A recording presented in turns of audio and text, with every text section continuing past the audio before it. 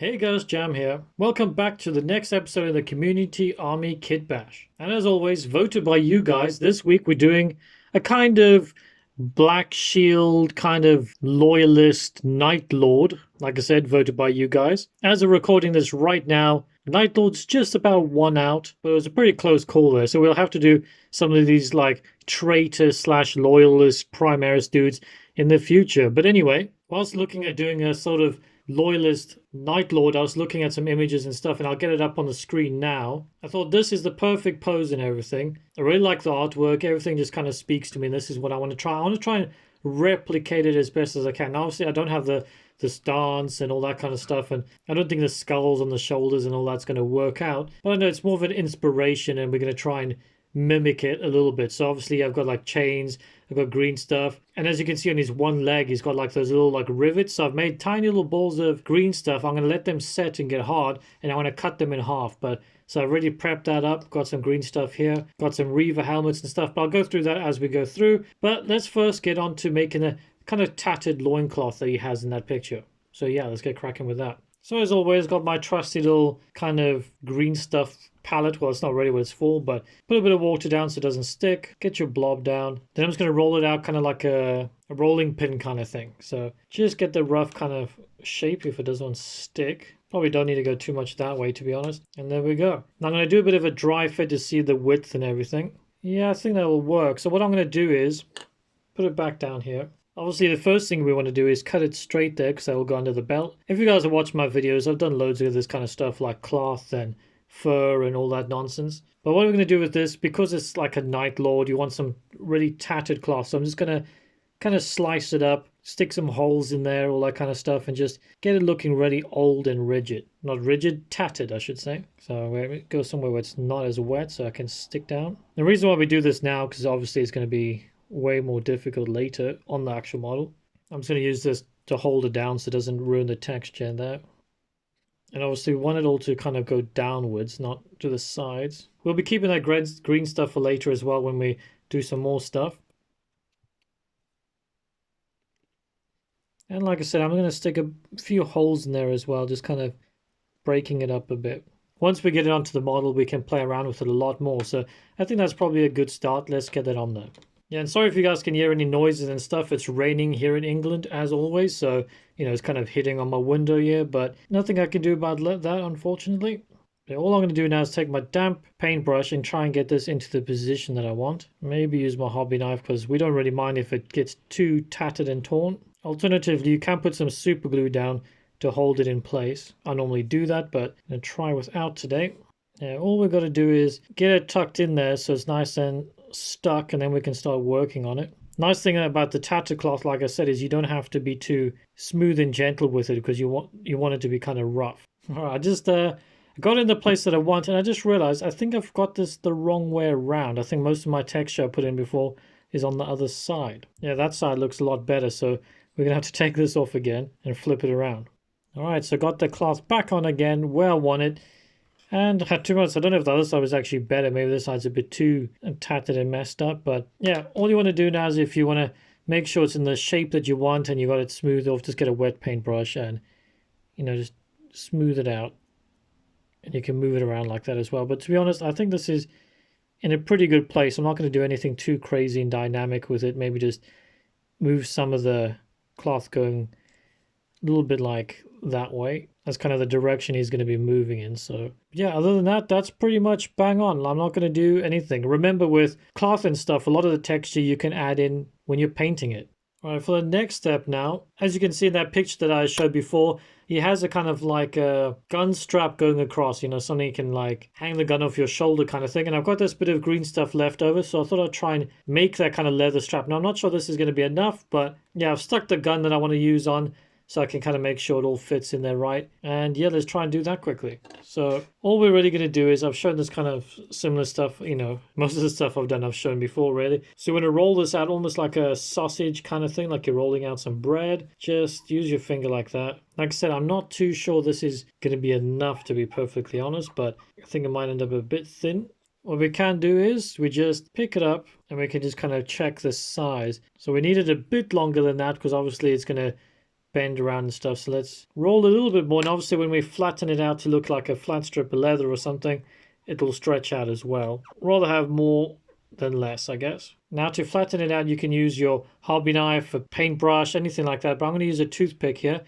So I'm just going to put a bit of water on there. And same thing again, just going to roll this kind of flat. Just trying to make it look more like a leather strap than some rope. And this will also stretch it out for us. And yeah, that should do. I'm pretty sure that's going to be long enough. All I really want to do now is I'm going to put a bit of super glue there and there just to make sure that it stays in place, obviously.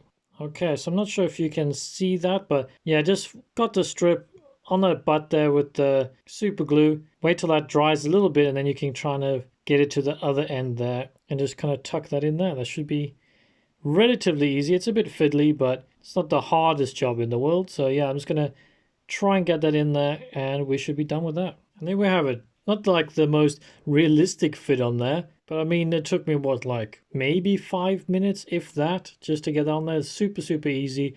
You can do this with any model, really, just if you want to get some kind of shoulder straps on there. And I think it looks kind of fitting. Now, one thing I'm not too sure about is on that picture, he's kind of got that severed face, kind of dried up leather face on his leg there.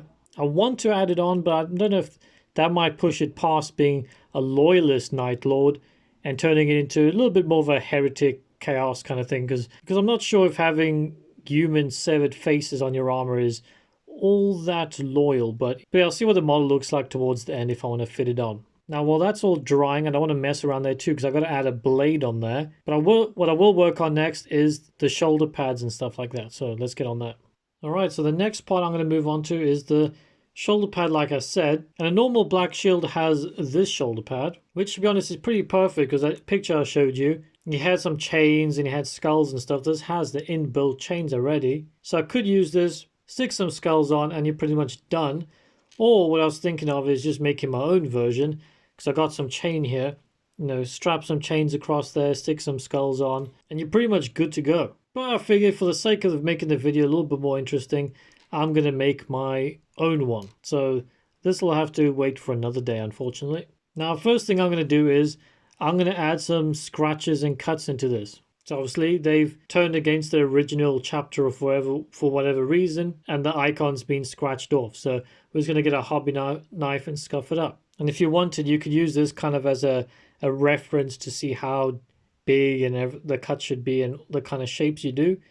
So I'm probably going to do that, just kind of put a kind of some indents and stuff like that where I'd maybe want some cuts. Just kind of scuff some lines and then later we'll dig into them a bit more. So I think that's looking like a pretty decent composition there. So like I said, all I'm going to do now really is dig into this a bit more. So we're going to go from like one angle, just cutting a bit deeper. And then we'll go from the other angle, trying to make like a V. So we cut out like a nice slice. And yeah, I'm just going to go ahead. All those marks I did, I'm just going to slightly cut them out, make them deeper. Kind of like that. So yeah, don't go too deep and too big. You got to kind of think about keeping it in scale. And we're going to cover it up with chains and stuff as well. So I'm going to go ahead and do that and get back to you guys. All right, so that's where I've got the scuffing and stuff so far. Don't know if you can see it all that well on camera. But now to put the chains on. Now I'm going to go 2 over the top because obviously these chains are kind of thicker, much bigger than what GW does for sculpting. So I'm just going to put probably 2 going across, similar to the other one. And all you got to do is get some super glue. And I really need to get a new part. And I'm just going to dab some where I want the chains to start. So I want some there and there. Probably should have just done 1 first. And I'm just going to dab the first link right in this super glue. Make sure it's nice and flat because you don't want it to get in the way later when you're gluing the shoulder pad onto the body. And I've just got super glue on my finger. Yeah, just let that dry. Get it to where you want. Cut the link and glue it on the other side. It's that simple, ready? And just do that as many times as you want. So yeah, I'm just going to wait for that to dry up. I'm going to cut all the links and stuff. Then I'll get back to you guys. Like I said, I've done this chain stuff on plenty of videos if you ever go back and watch them. But it's really just that simple.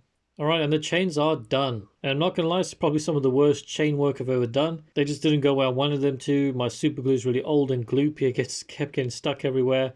So this is what we ended up with.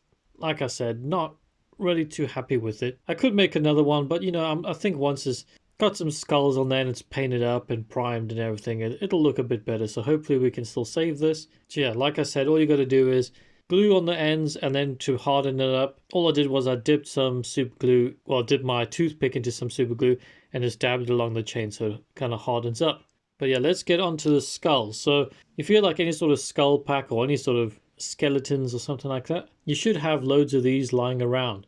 Now you can stick them on straight like that, but because they're pretty big for a shoulder pad, so what I'm going to do is I'm just going to chop the back of the skull off. You can do it at different angles and stuff if you want. So like I said, I'm just going to chop it here so it fits a bit flatter on there. It just looks like the skull's been broken or something like that. And obviously you can cut some lines, but we're going to do that. So if I don't drop it, and yeah, just get your clippers and snip away. And then you have it. You got a nice kind of flattened back to the skull. Like I said, if you want to make it look a bit more realistic, you can get your hobby knife out and just kind of scuff up the edges a bit. Looks like the skull's broken. Just kind of like that. Do a couple, just so it doesn't look like one straight neat line, if you know what I mean. Like the back of the skull's just been smashed off. And yeah, just do that. And I just, when I prepped earlier, and all I'm going to do is I'm going to stick it straight onto this. Now, sometimes I think the ones with the jaw on kind of looks like they're smiling. I don't know if that makes it a little bit less creepy, but yeah, let's just glue that on there.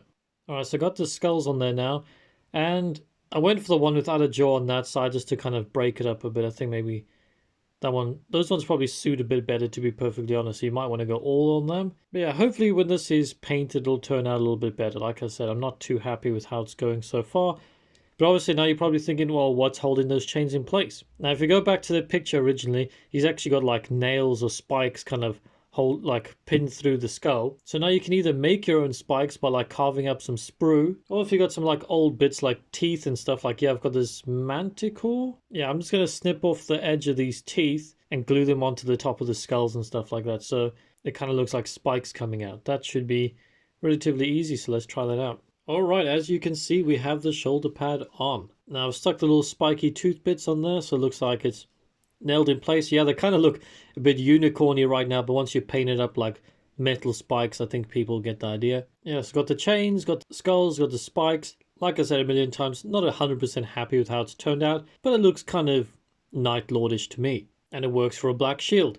Now, for the next step in that picture, he's actually got chains hanging down off of that shoulder pad as well. Now I've got some random like plastic chain, not like chain that you can do yourself. I think this one's from the like Thunder Tusk or Stone Horn kind of kit. So I could cut that, kind of make like strips coming down.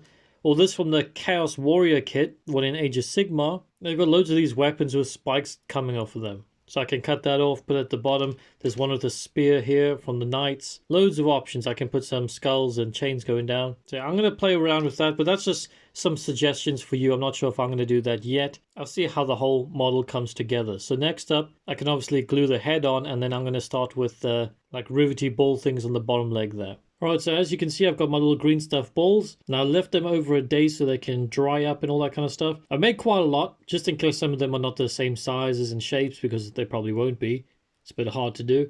And all I'm going to do is literally just slice them in half so they can make like little half circles. Oh, that just disappeared. And that's why you make extras. Okay, take two. So try and line it up as much as you can in the middle. And then just get your hands there and slice through. And there you have it. And then we have ourselves a nice little half bally thing. So I'm going to cut all of these in half. And then all we're going to do is stick a bit of super glue on the other end. Like just use our toothpick to dab it so it doesn't get everywhere. And just start sticking it onto the leg. So yeah, let's get cracking with that.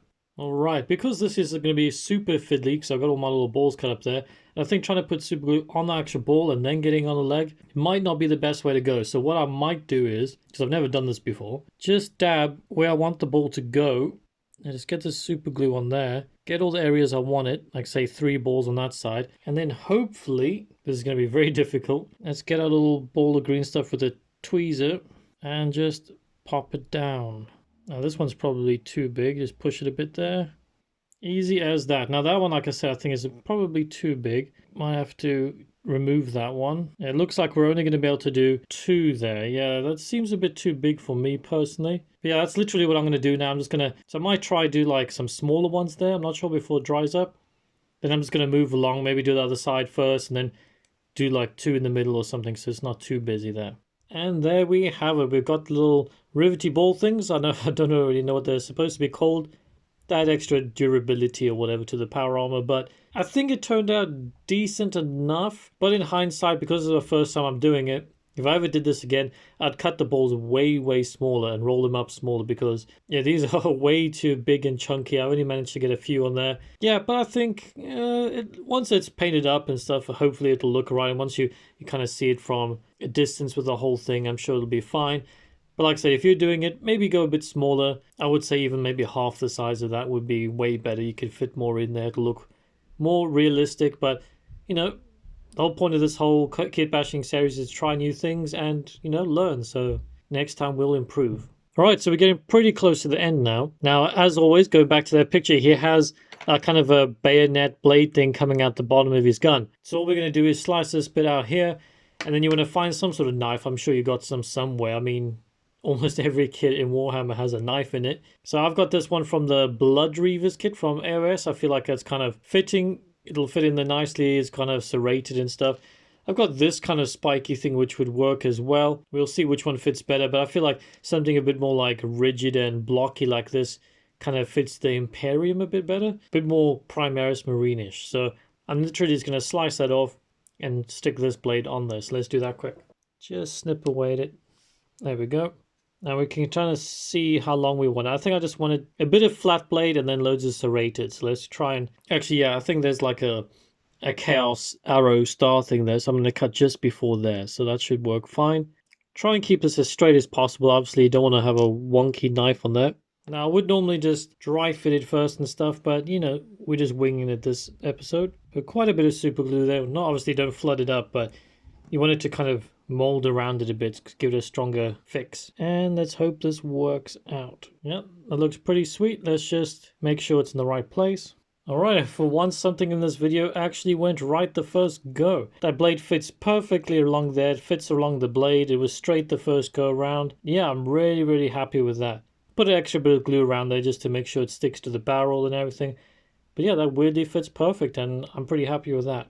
Now, all I'm going to do is, on the backpack in the picture, I'm pretty sure he had spikes on the back. So I found these in my bits box. I think they're probably from the Chaos Warrior kits as well. Not really sure where I got them from, but I was happy I found these two. I'm just going to snip these little nubbly things off there and literally just glue them in the same place. I think we might be leaning slightly towards the heretical at this point, so I'm pretty sure I'm going to leave the face skin off here just so we don't go too over the top, because he's going to look like a Chaos Marine at some point if we go too much. So yeah, we're trying to keep the Chaos-y vibes, so you know kind of where he's coming from, but we want to stay loyal. So let's try do this. Like I said, this should be pretty straightforward. Yeah, it really just took like 10 seconds. Just make sure it's nice and flat, and there we go. Now I was going to make sure these spikes are flat as well. Alrighty, and there we have it. He's pretty much done. I stuck on his little spiky Batman ear kind of things going on, which I guess is fitting for Night Lords. Got his head on there. I added an extra chain kind of skull thing from the Chaos Knight kit. Got his like bags and everything. I was thinking of putting the Deathwatchy bag on his chest, but didn't really fit it in there because it's so busy, so I thought just leave it for now. And also I left the kind of severed face thing because one, it's super busy, and two, I think that'd probably push him over to the Chaos Space Marine side a bit more because he's already on that kind of verge. But yeah, I'm going to cut to the actual showcase and give you guys a look at this.